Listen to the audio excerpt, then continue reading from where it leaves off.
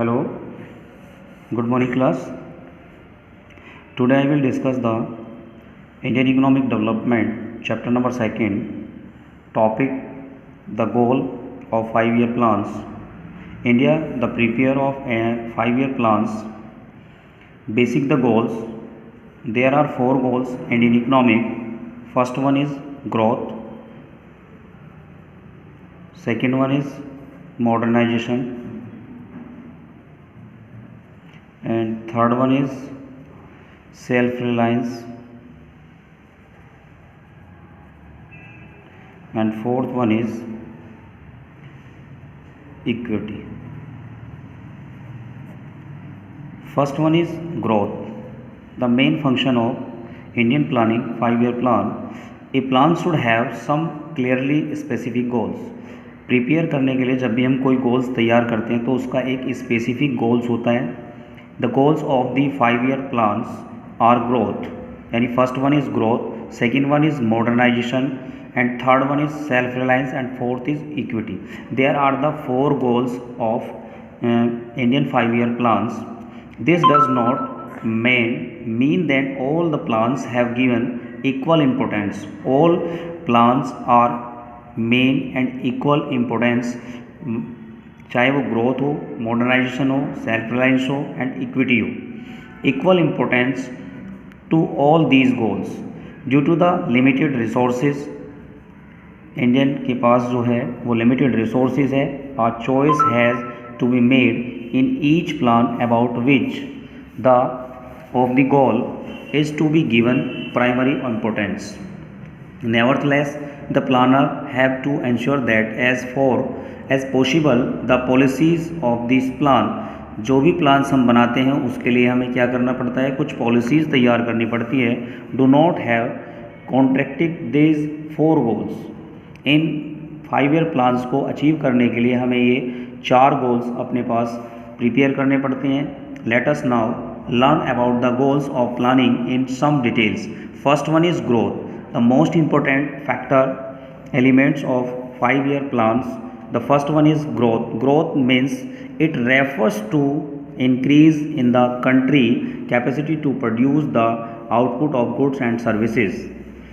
It refers to the increase in the country space capacity to produce the output of goods and services within the country. यानी हमारे देश के अंदर ये main points हो गए, इसकी डेफिनेशंस हो गई कि it refers to the increase, यानी इंक्रीज इन द कंट्री, अपने ही देश के अंदर प्रोड्यूस करना आउटपुट गुड्स एंड सर्विसेज को within the country. It employs either a larger stock of productive capitals, यानी प्रोडक्टिव कैपिटल्स का अपने पास हमें एक लार्ज स्टॉक अपने पास रखना है, या एक larger size of the supporting services like the transportation हमारे पास होना चाहिए, लार्ज क्वांटिटी में हमारे पास होना चाहिए, बैंकिंग फैसिलिटीज़ हमें मिलनी चाहिए. Increase in the efficiency of productive capital and services are goods in indicator of the economic growth. In the language of economics is steady increase in the gross domestic product, that full forms of GDP. GDP is the full form of gross domestic product. The GDP is the market value of all the. GDP की definition यहाँ से है, ये definition है, ये main है कि GDP is the market value. GDP जो होता है, जो ग्रॉस डोमेस्टिक प्रोडक्ट होता है, वो मार्केट वैल्यू होता है of all the goods and services productive in the country during years. You can thinks of the GDP as a cake.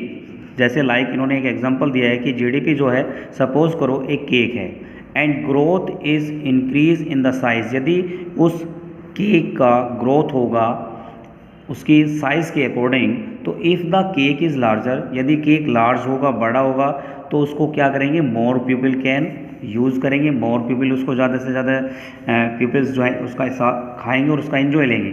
Same things इन्होंने कहा है कि it is the necessary to produce more goods.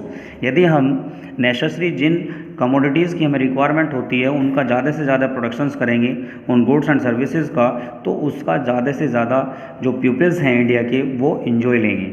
In the word of the first 5 year plan A more rich and varied life. यानी first 5 year plan में इन्होंने ये use किया था कि जितने ज़्यादा से ज़्यादा रिच पर्सन हो तो वो अपनी लाइफ को अच्छे से वैरिड करेंगे, अपनी लाइफ को अच्छे से जिएंगे।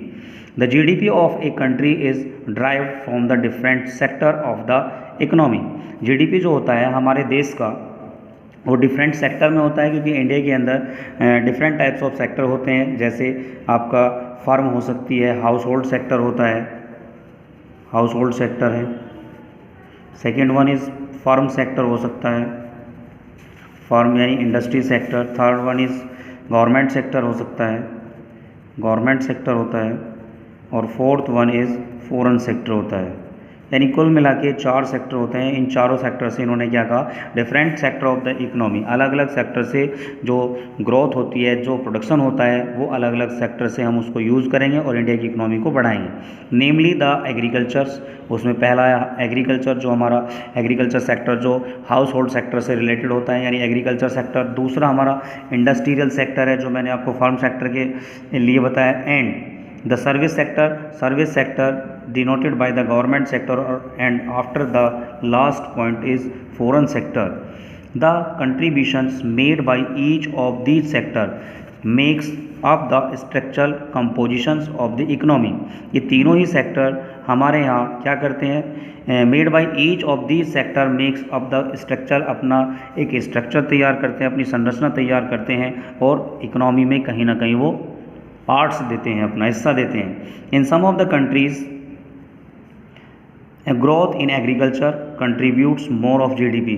जितना ज़्यादा हम एग्रीकल्चर सेक्टर में जितना ज़्यादा प्रोडक्शंस कर लेते हैं, उतना ही ज़्यादा ये हमारी GDP की ग्रोथ में हेल्प करता है। While and some countries like the growth in the service sector, कुछ देश ऐसे होते हैं जो सर्विस सेक्टर के ऊपर डिपेंड होते हैं, यानी ज़्यादा से ज़्यादा वहाँ सर्विस होती है, तो सर्विस सेक्टर अपना कंट्रीब्यूट्स करता है मोर देन GDP को ग्रोथ करने के लिए।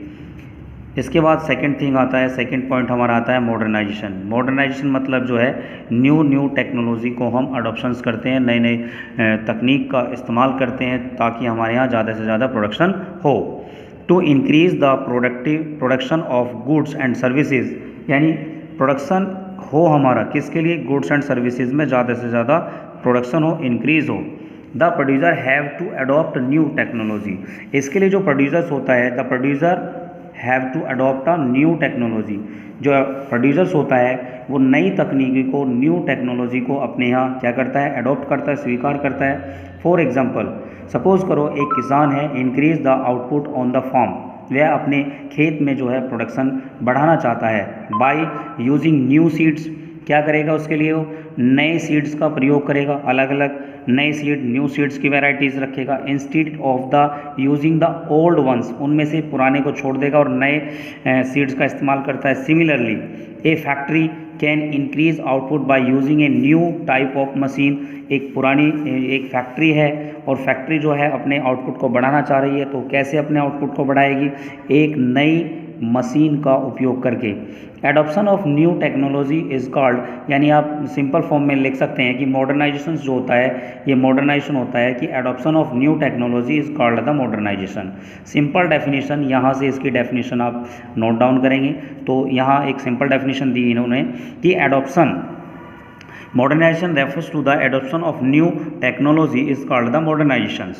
However, modernizations does not refers only to the use of new technology, केवल नई तकनीकी का उपयोग करना ही नहीं है, but also to change is in social outlook. हमें क्या करना है यहाँ पे, change in the social outlook, यानी जो सोसाइटी है उसके आउटलुक को भी देखकर हमें प्रोडक्शंस करना है। Such as the recognitions that women should have the same rights as man, यानी जो हमारे यहाँ मैन की राइट्स हैं वो सेम किसके होने चाहिए, वोमेन के भी अधिकार होते हैं, सेम राइट्स होने चाहिए दोनों के। इन ए ट्रेडिशनल सोसाइटी, जो व्यापारिक सोसाइटी होती है, women are suppose to the remain at home, जबकि वो घर पे रहती है, वाइल मैन वर्क, मैन जो है बाहर जाके काम करता है। तो a modern society makes use of the talents of women in the work place.